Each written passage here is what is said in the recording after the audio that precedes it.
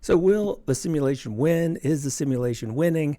And I'm going to play with that for a little bit, but you'll see at the end of the video, that's actually not what this video is about. It's just going to look like it for a while.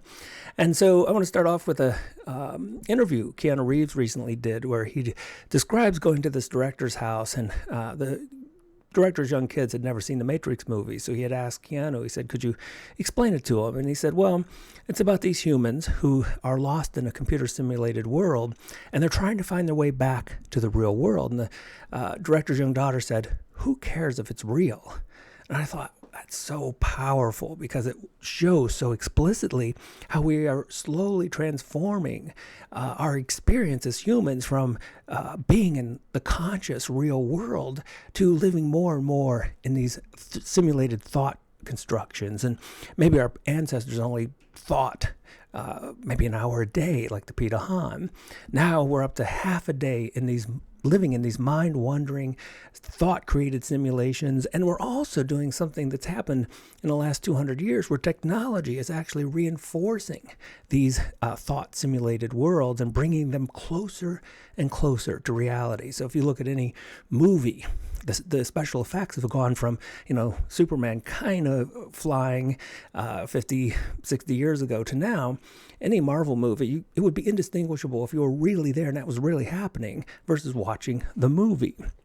And deep fake can actually bring any kind of thought into a conscious experience, and even though the event never took place.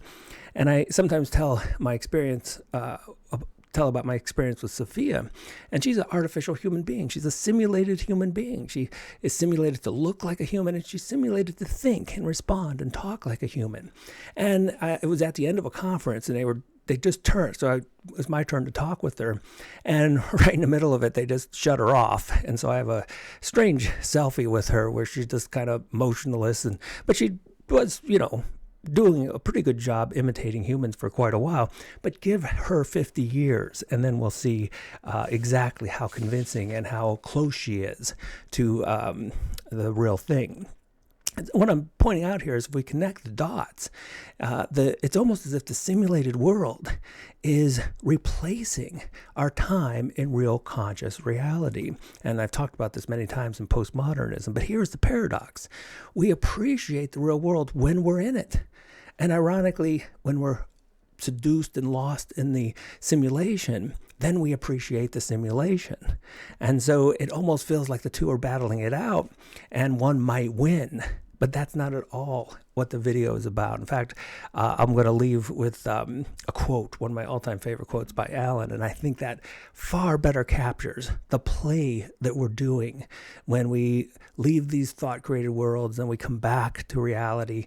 And as Allen put it, when it plays at being everything else.